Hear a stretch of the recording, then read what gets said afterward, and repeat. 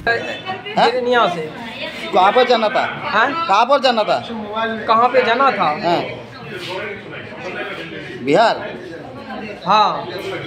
आप लोग गाजा कहाँ से मिला? ये गाजा कहाँ से आया आप लोग? जिरनिया से लिए हैं। कहाँ जा रहे थे गाजा लेके? कहाँ जा रहे थे? भागलपुर जा रहे थे। बिहार। कहाँ से पकड़ा? कुमार घाट से पकड़ा। आप लोग कितना आदमी था? हम तो 2 ही आदमी थे। इतना आदमी कहाँ से आया? अब ये नहीं मालूम है।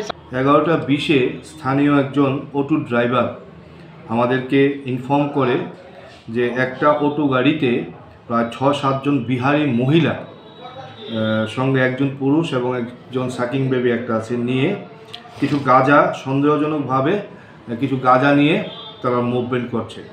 তো সেই ভিত্তিতে ধর্মনগর থানার পুলিশ গিয়ে ওই মহিলাদেরকে ইন্টারসেপ্ট করে। তাদের মধ্যে দেখা গেছে যে 5 জন মহিলা, একজন পুরুষ, একজন ছোট 3 বছর একটা বাচ্চাও আছে। তারা সবাই বিহারের বাসিন্দা।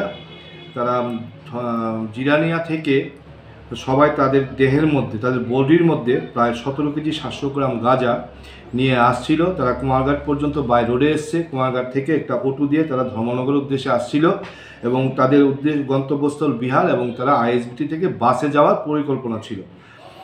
তো সেই খবরের ভিত্তিতেই ধর্মনগর থানার পুলিশ সেই 5 জন মহিলাকে ডিটেইন করেছে, পুরুষ একজন সহ। তাদের কাছ থেকে 17 কেজি 700 গ্রাম গাঁজা উদ্ধার হয়েছে এবং আমরা আজকে এনডিপিএসের একটা নির্দিষ্ট ধারায় মামলা নিচ্ছি এবং আজকেই তাদেরকে মাননীয় আদালতে প্রেরণ করব।